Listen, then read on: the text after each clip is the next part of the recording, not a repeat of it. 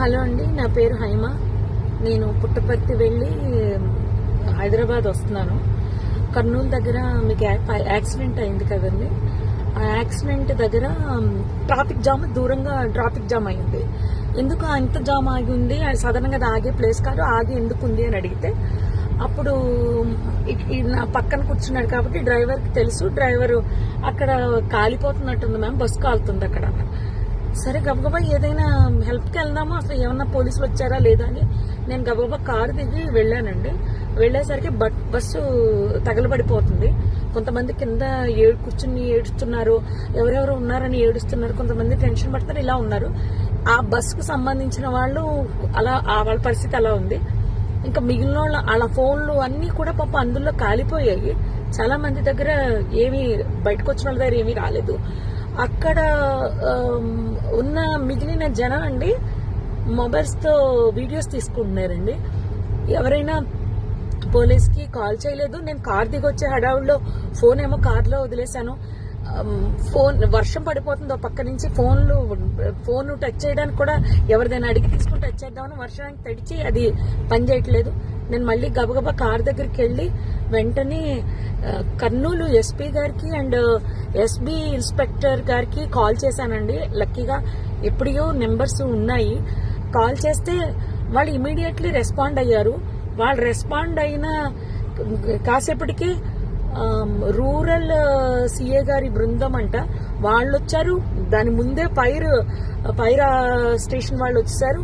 And ముందు fire station వాళ్ళని, next fire సిబ్బంది, నెక్స్ట్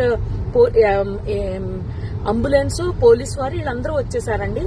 అప్పటికే ఒక ప్రైవేట్ వెహికల్ ఒక 6గురిని హాస్పిటల్ పంపించారు. నాతో ఇంకొక అతను ఎవరో హరీష్ అంట, ధర్మవరానికి చెందిన అతను. పాపం చాలా మంచి వ్యక్తి ఆయన కూడా. ఆయన ఒక 6గురిని ప్రైవేట్ వెహికల్ ఎక్కించి పంపించారు. తర్వాత వీళ్ళు వచ్చాక ఒక 5గురిని అంబులెన్స్ లో ఎక్కించడం జరిగింది. ఆయన తీసుకెళ్లారండి. ఆ తర్వాత ఈ లోపలనే మొత్తం ఎస్పీ గారు, పోలీస్ సిబ్బంది అందరూ వచ్చేసారు. అసలు ఆ మాంసపు ముద్దలు కాదండి, నిజం చెప్పాలంటే చాలా దారుణం అది. అస్థి పంజరాలు అలా సీట్లలోనే చూసేసరికి అసలు నాకైతే వల్ల కాలేదు. ఎవరైనా ఫ్యామిలీ అండి, చాలా ఆ ఫ్యామిలీ ఎంత బాధపడుతూ ఉంటారో. నేను అది తట్టుకోలేకపోయాను. వస్తూ అక్కడ ఆంజనేయ స్వామి గుడి దగ్గర ఆగిపోయి నదిలో మునగడం జరిగింది.